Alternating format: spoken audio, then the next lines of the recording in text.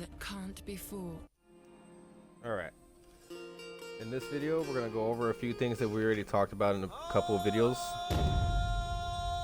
I'll go ahead and get started real quick. And then we're going to go over some things we haven't talked about before. Still on the basis, on the basic understanding of how to, play the game and how to pick it up if you've never played it before. So let me just get to the main menu area because I do not want to speak over this singing.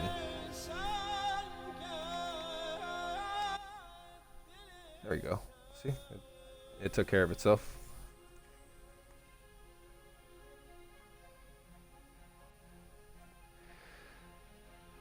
I'm gonna go over classes, class types, the perks, all the good stuff. Just a quick refresher. And I am on my Xbox. Last time I was on my PlayStation, so you'll be able to see my main character now. Here we go. And we will go ahead and start off with classes, just a refresher. You have Vanguard in each faction.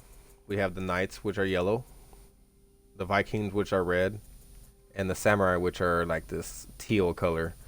We also have the Samurai Japanese, and the purple are like the Chinese Ming Dynasty type era, and this baby blue area is like a mixture of all different types of cultures, you should say. But the beginning of each one is always going to be a Vanguard. The first one to actually break this tradition is these guys, which they're just giving us a bunch of hybrids, which is fine, not complaining. But that goes into the next one, which is assassins. We should have an assassin in each category as well. Again, these are hybrids, which is a little bit of both. It can be an assassin or a heavy, medium player, fast, slow, depending on how you play the character. Also have the heavies. They're a little bit slower. Sometimes come with counters and guard break maneuvers and whatnot. They're slower but hit harder in return. Some of the hardest hitting characters are your heavy characters.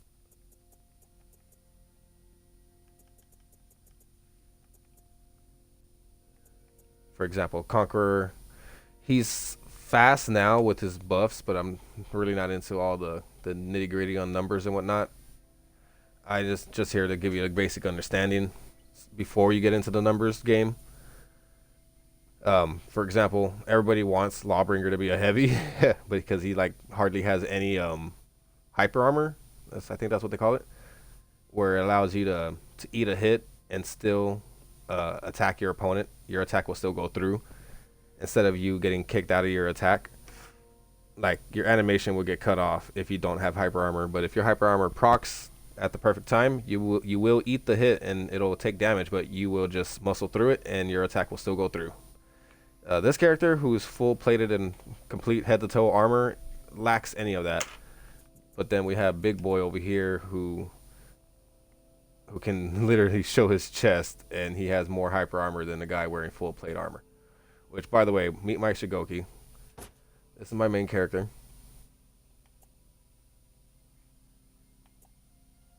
As you can see from our previous episode, I explained how I like to have different loadouts. Loadout 1, loadout 2, and loadout 3. Loadout 3 is the one that I usually go with. And I'll explain why. Because of the perks. The middle one is my healing one. Mainly because Rising Dawn. I revive allies to 75% health rather than just picking them up and they're like, half health or sometimes 25% if I'm not mistaken. I'm not exactly sure the numbers, but it's lower than what you're used to. With Rising Dawn, you basically have all your health. And I like to pair that with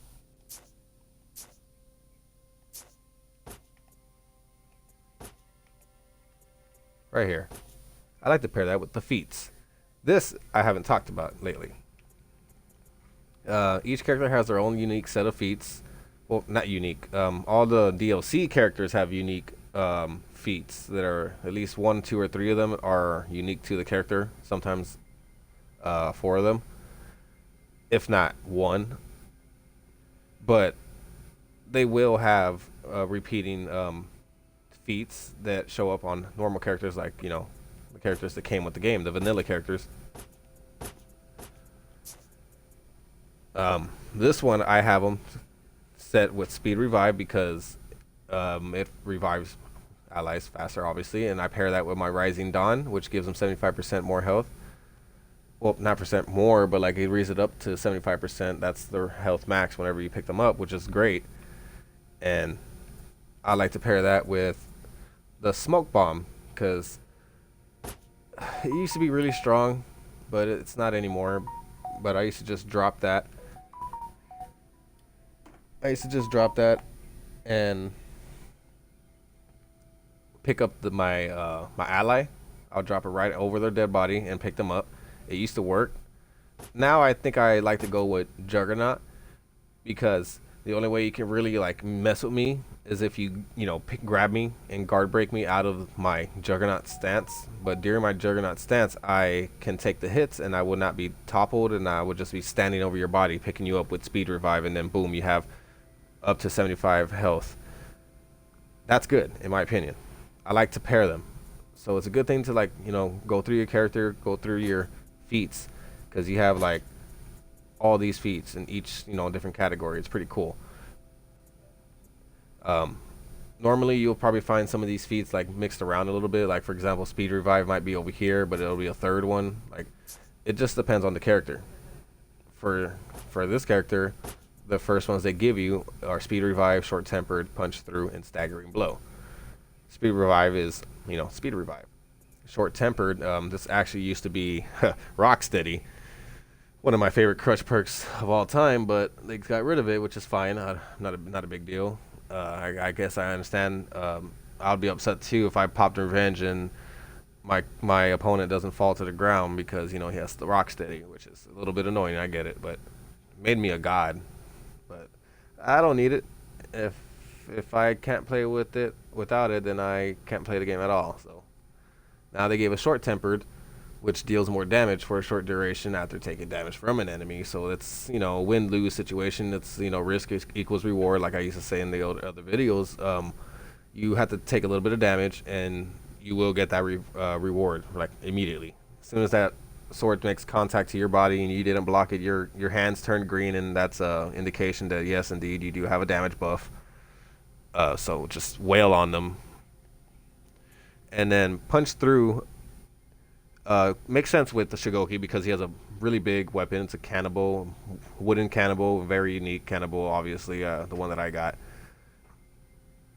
But it makes sense because the cannibal is usually just a solid piece of, iron right through the middle of a solid piece of wood.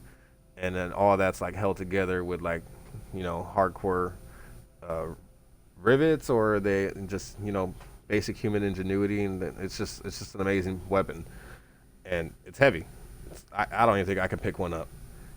So it makes sense that your block damage is increased, which just basically translates to even if you block, you're gonna get hurt. And in a normal game without the punch through activated, a tiny bit of damage does go through. It does bleed through your damage guard, unless you have a solid guard.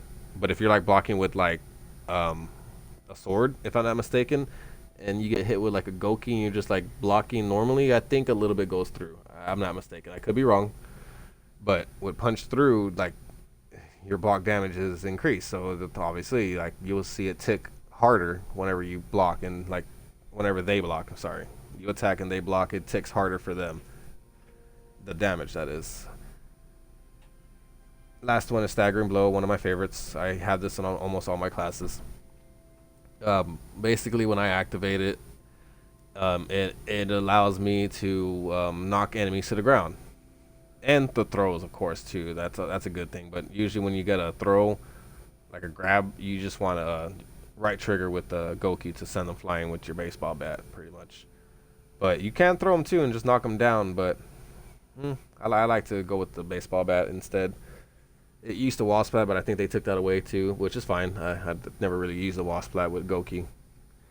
But this is a good one for controlling ganks, people attacking you, and they're just all around you. Just pop this, especially as soon as you pop revenge, like just pop revenge, and then pop staggering blow, and then just throw a zone. That should get one or two of them off your back at least, and while they're recovering to get up, you can try to land another heavy on the next person and just keep them all on the ground. I've done that before. All four characters that were attacking me, I had one of them on the ground, then I got two of them on the ground, then I got that other one that was on the ground that came back up. I hit him back onto the ground, and the last one was attacking me. I finally got him, and I just kept them all on the ground.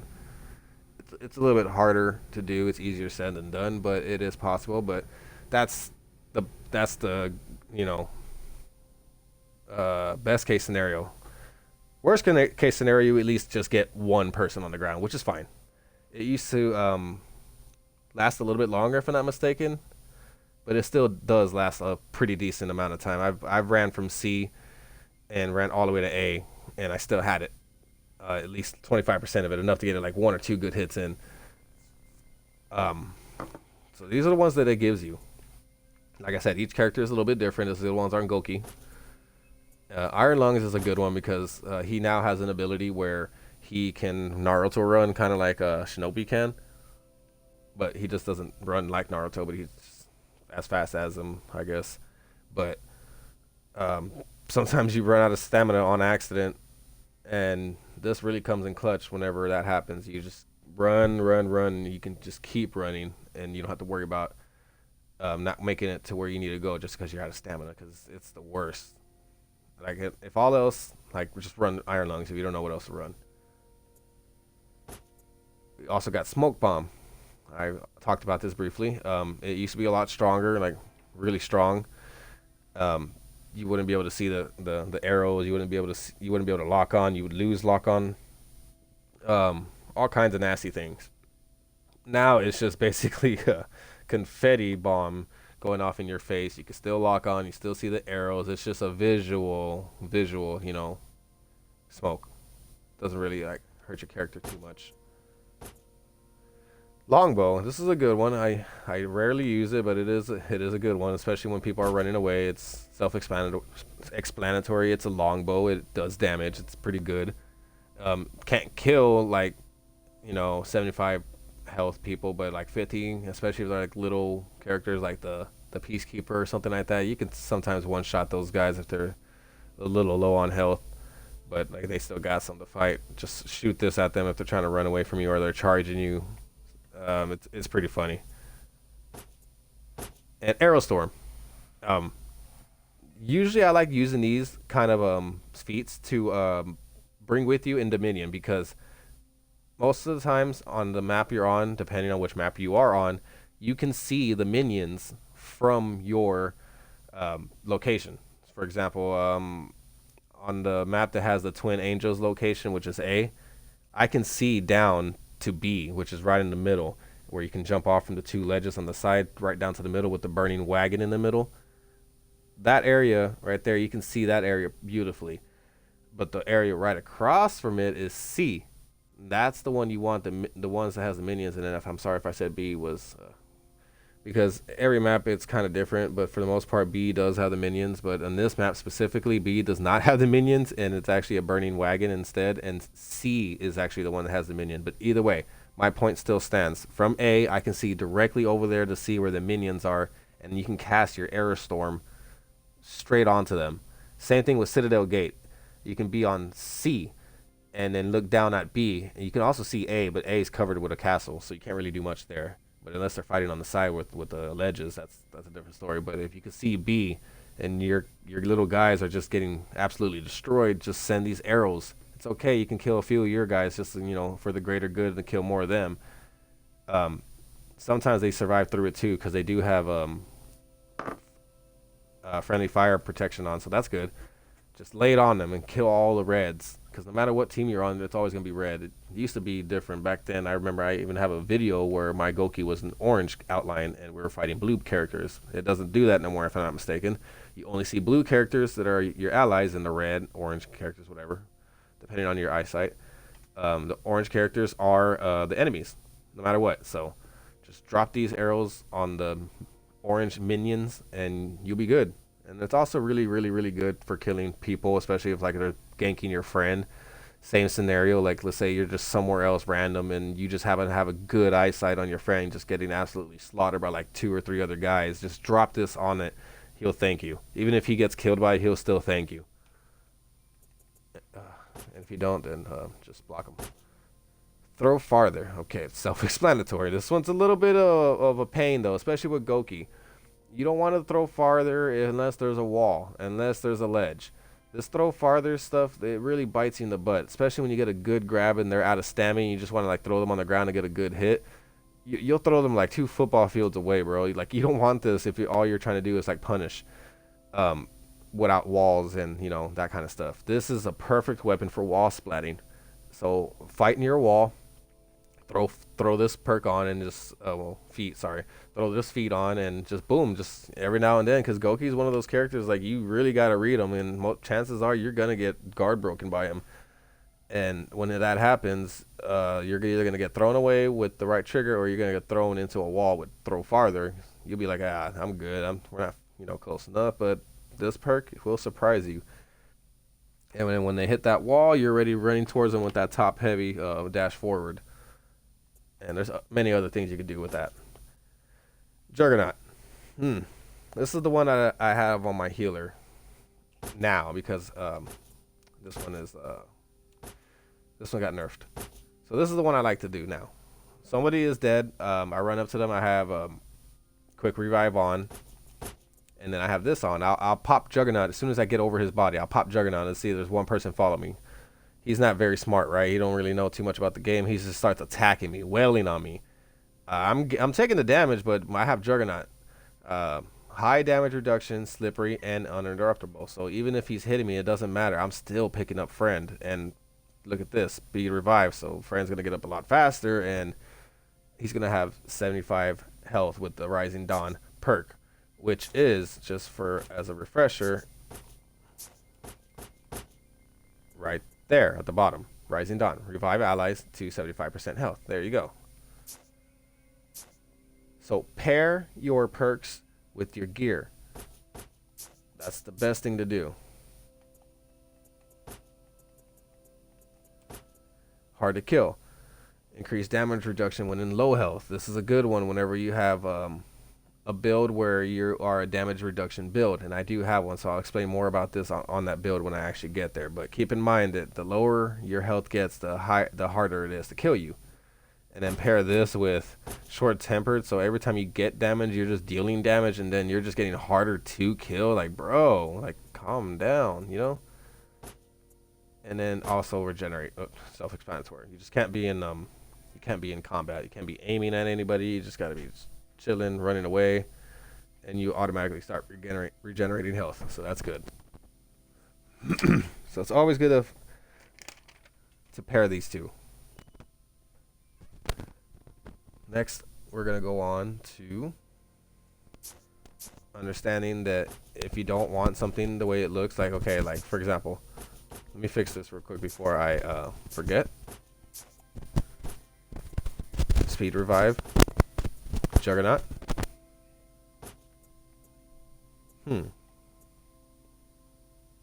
Longbow. And regenerate. That would make sense. I'm a healer. That's my healer class. My healer class has Bastion, 10% damage within a zone. That does not include minions. Feline agility. Each time you gain a new feat, because every time you start a new game online, all your feats are locked. And that's one thing I forgot to mention. These bad boys are all locked in the beginning of the game. Yeah, you have them unlocked right now, because whenever you first start, they'll all be locked, and they'll all be like level 1 right here or whatever, and the rest will be locked. And then, yeah, you have them all unlocked now, But even then, you can still choose the ones you want. Like I want this one, I want this one, I want this one, I want this one. When you go online and find a game, they will still be locked on the bottom left of your screen, and you have to fill up a little bar. Well, not little. It's the entirety of your four perks. I keep calling them perks. These are feats. Your four feats will be lined up, and then on top of that will be that long bar. You got to fill up that long bar just by killing minions, taking over zones, and killing enemies like other players. Also reviving teammates, that good stuff. Just play the game, and you will unlock your perks. The best way to do it is minions and killing other players. There's some people that like to boost, which is fine. I call those people champions. They will always be at A or B, depending on the map, and then either A or C or A and B. They're never at the ones with the minions, never, because there's no reason for them to be there because they're not really like boosting. When you boost, you add an extra point to your overall like tick. You get a tick of points towards your goal, which is 1,000 for each action your team does, which is taking over things. And when you take over things like A, B, or C, you start ticking towards your 1,000. That tick is like at a slow trickle. That trickle will get doubled. Yeah, it's still small, but it's doubled more than what it was before. So when you have it at a trickle that's doubled, it's really good. So when you have someone at B with no minions and you have someone at A, you will notice on the top right it'll be a +2. That's what you want.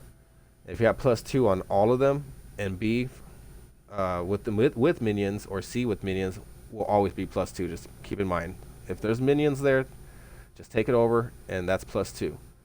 The other ones are always going to be +1 if nobody's in it, but it's yours. That'll be +1. You want it at +2. You'll see what I mean when you actually go online. Let's see now.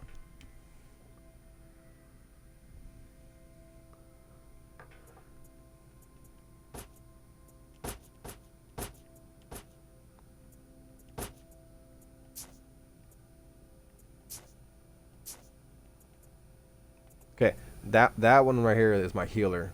I have him all white, so that way I remember just, oh yeah, he's my healer because he's all white. And typically I've never seen an all white Shigoki, so that is my healer. I have all my perks and feats associated with healing on that character, so that way if I ever feel like I need to be more supportive during the team battles, I pick this character as my healer.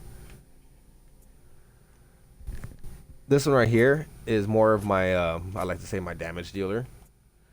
Um, he is more focused on killing. He still gets that 10% because, yeah, you want to be able to have as much damage resistance as possible. In my opinion, you should always take damage resistance over anything else first, at least. So anytime I'm in A or B or C that's not with the minions, yes, I'm going to get that damage resistance. That's good.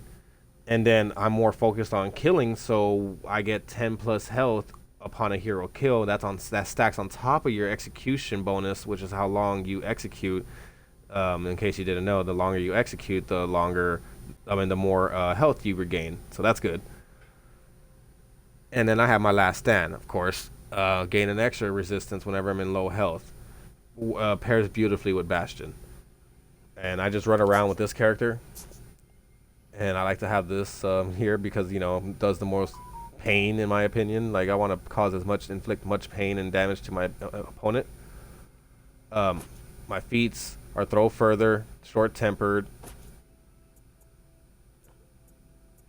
punch through,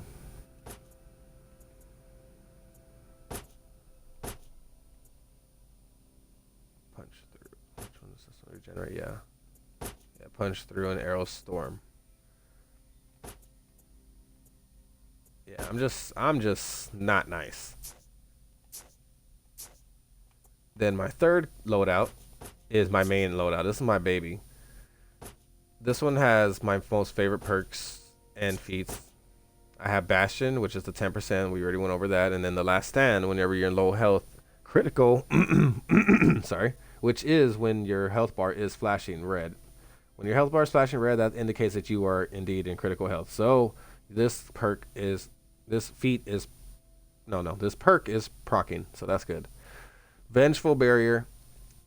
gives you a little bit of uh, a stone to step on per se. Whenever you have to be on your back foot, whenever you're about to die, you're on your last bit of health, but you popped revenge. Great, but your revenge is slowly tickling away. You kill two of them, but there's still two of them wailing on you, and one of them's waiting you out. Like, while my friend's attacking you, I'm gonna hit you as soon as your revenge goes away.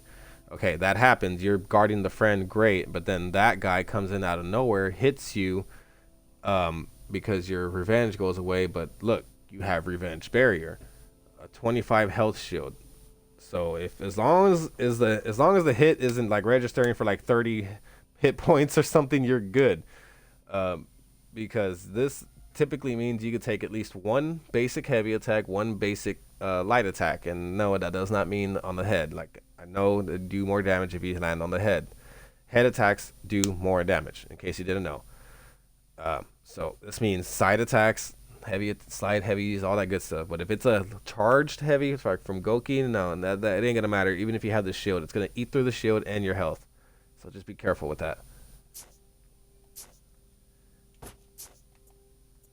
I like to pair this all up with my Iron Lungs, one of my favorite ones, because I'm always running like Naruto.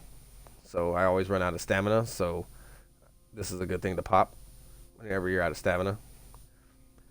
Short tempered, because why not? I want to deal as much damage as possible to the enemy while also having damage reduction, which also, pairs up well with my other perks, which give me damage reduction. One while I'm in a zone, and one while I'm in critical health. And then this one, it's already passively active when I'm losing that health to the critical zone. I already have damage reduction. So that's already 3 damage reduction things on one character. It's just amazing. And then I have staggering blow just to be annoying. Only usually do this whenever I see 3 or 4 of them in one area. I pop it around the corner so they're not expecting it, and then I go around the corner because he does do a funny animation and lets everybody know, hey, I'm popping staggering blow. Watch out, guys. But if you pop it like well before or even right around the corner, just don't let them see you pop it. You're good. Yeah, your weapon flashes and all that, but who's to say that the guy is the wise guy and knows what's up? You want to take that surprise element on your enemy at any chance given. Let's see.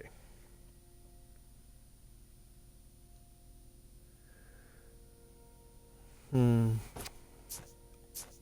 Here's another thing I wanted to show you guys in my other videos, but I wasn't really able to. All right. I think I'm starting to collect these guys. So I'm going to go ahead and delete. Wait, that's 2 stars. These are 2 stars. Get rid of all the 1 stars. Because all these 2 stars are pretty good. I'm probably going to try to get all of the ones that I need, so that way no matter what I have, I'll always have the build.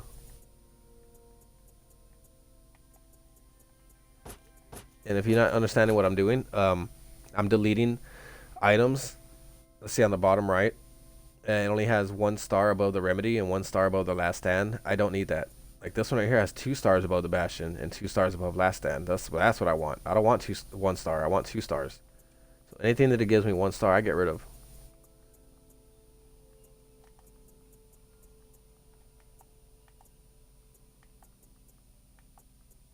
Go ahead and delete that, and then at that look at that big beautiful look at that number at the bottom, 17 what thousand. I'm a little back on that. No, 175,356. No, yeah, I don't know if I said that right. I'm really bad with numbers.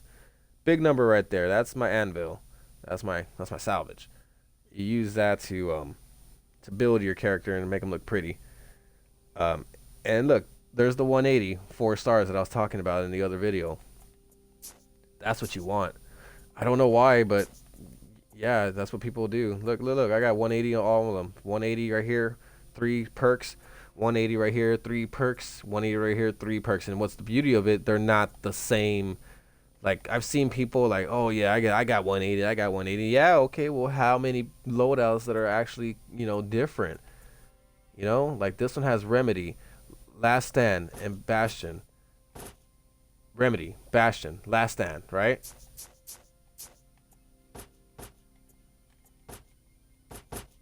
Bastion, Feline, Rising Dawn.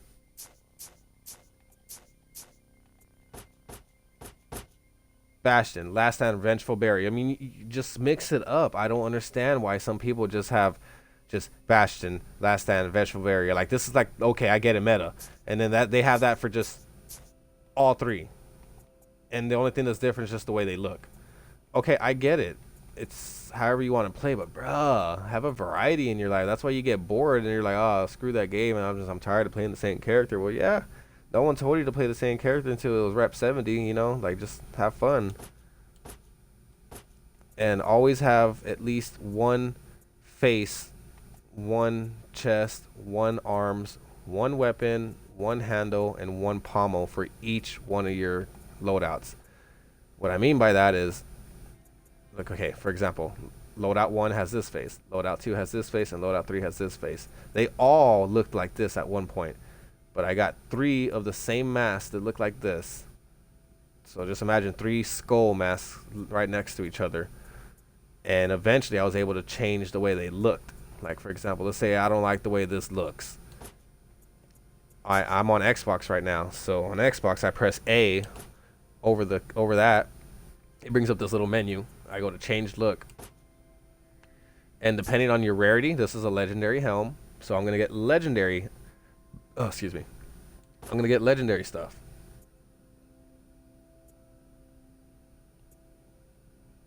See, this is where all the cool stuff's at. Maybe some of you have never even seen a Goki look like this. A lot of people always use this one or this one. That's all I ever see. I never see anything different. It's always this red hair guy or the white hair guy. So I try to be a little bit different. Get the exotic ones out there. Let other people see what else he has to show. I mean, like, look at this one. That's ceremonial as hell. Like, he has all his teeth and none of them are broken. They're golden. See, like this one, similar to that one, but his teeth are broken. See, like that one's kind of new.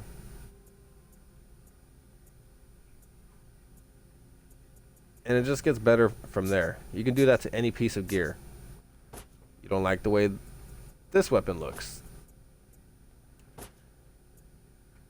change it. But mind you, you have to unlock it first. The more you play, the more you unlock. The more you scavenge, the more you unlock. And if you can't see what you're looking for on a certain piece of gear, it's probably because it's not the right rarity. For example, like, you're looking for a weapon that looks all badass, like this one, and you go to get a piece of weapon that's like normal. It's gray. It's not a blue or even green. It's just a gray weapon. You won't find it because it's going to only give you gray weapon skins. You need to have a legendary weapon in your arsenal and then change the look of that legendary weapon to get legendary skins. This is one of my favorite ones. Kind of reminds me of my wife's favorite her favorite thing in Harry Potter, the Death Eaters. It was pretty cool.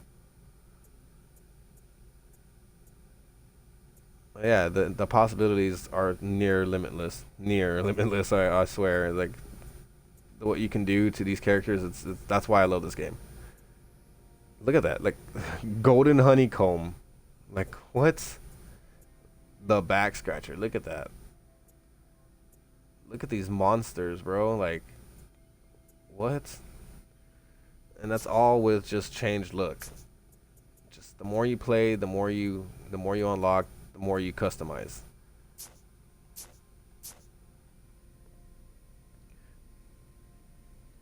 There's also something called the level cap. The level cap is 70 for each character.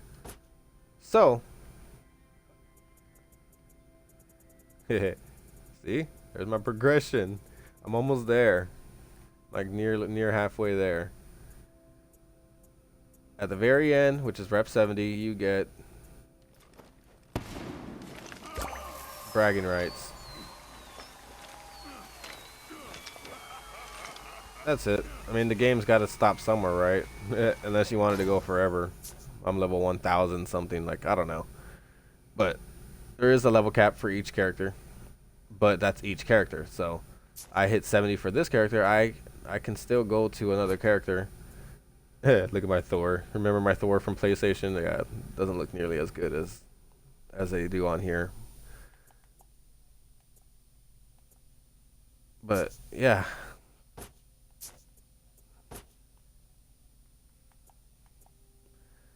level cap. I can have 70 on this one, but then this one right here will still be 2, and I can still get 70 out of this one. So no matter what, you're still going to have fun. But there's some people, I swear, 70, 70, 70, 70, 70. Like, bro, touch grass. Like, bro. uh, Next fun thing I want to talk about is understanding that each character can hold their own different uh, feats and executions, emotes, signatures, effects, all that good stuff. Like, for example, this is my main character. So, my executions are going to be pretty.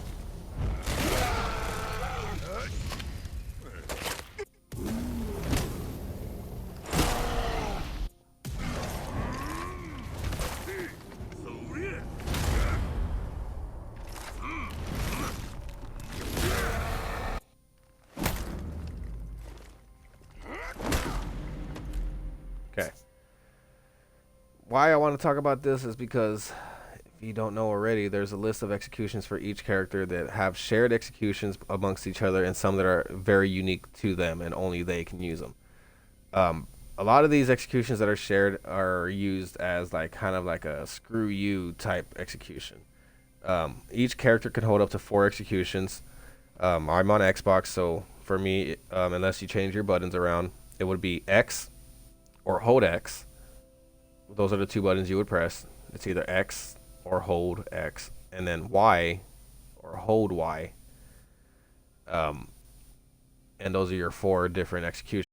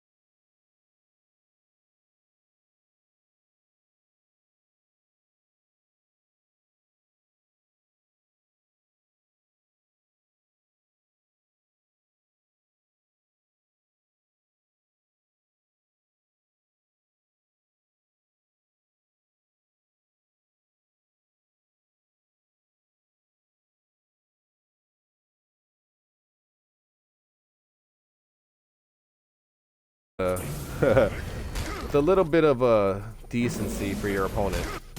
If they gave you a good fight, give them a good execution. In my opinion.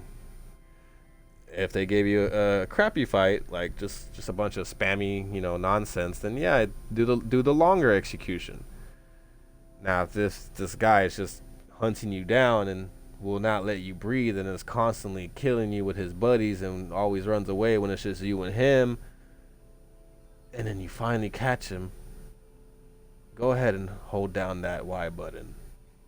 Have fun with him. Just give it to where it's deserved. I guess is what I'm saying. Next thing I want to talk about is your emotes. Same thing. You have different emotes. You have 4 of them.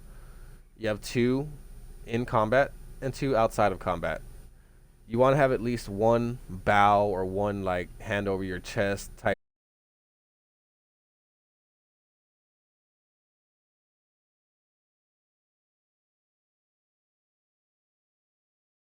There's just so many of them. It's wild. But I typically like to have the basic gesture ones like hello, bow, good fight, or like screw you. Those are my basic go-to ones I look for. Um, Obviously, you can put all the screw you ones on everything. You can have screw you executions. You can have screw you emotes. You could just be the biggest douchebag if you want. Um, but that's if you want. That brings me to the next one. Respecting the duel is.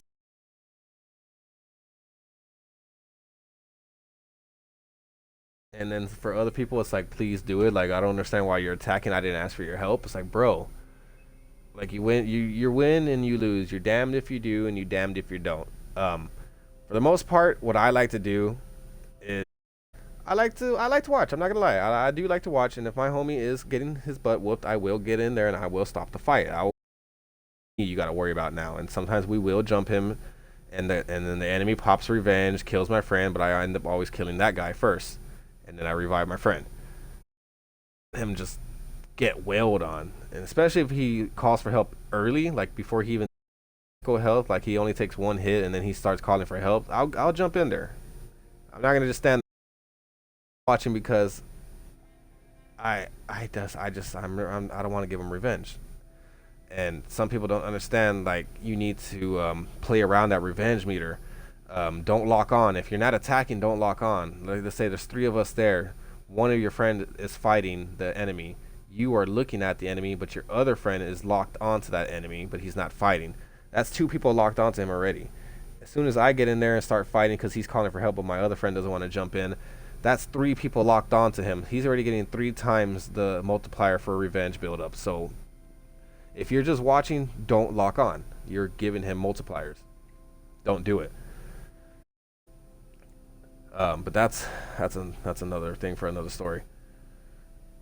Um, in 1v1s, usually whenever you see them again, like for example, we'll go back to the original topic of just watching. The enemy is gonna realize that he's gonna may appreciate it because especially on Dominion, you're gonna run into people who are just gonna jump you. Like there is no nice way to put it. You're gonna get jumped. It's gonna suck. But sometimes, once in a blue moon, you will find those people who are nice. They notice that you didn't jump in, and then when they find you in a 1v1 scenario, they will bow. And depending on whether or not you have a bow or some sort of goodwill gesture, that's when you would do that.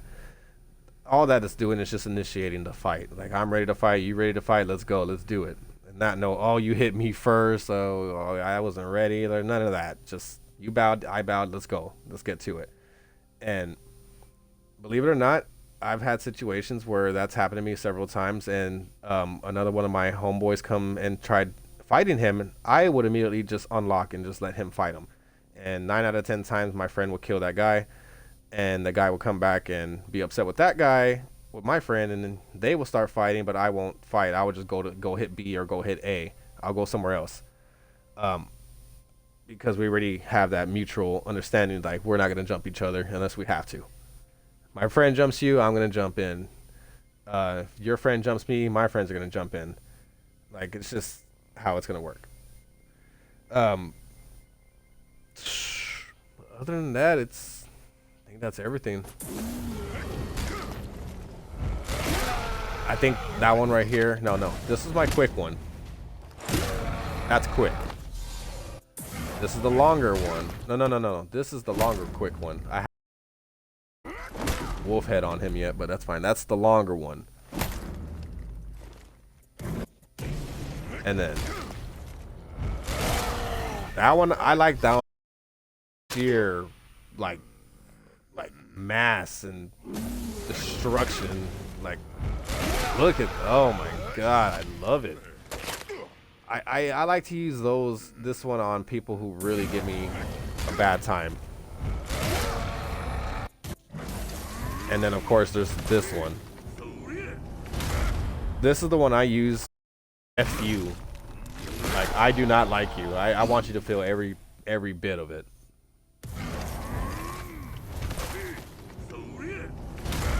So always have at least one of these.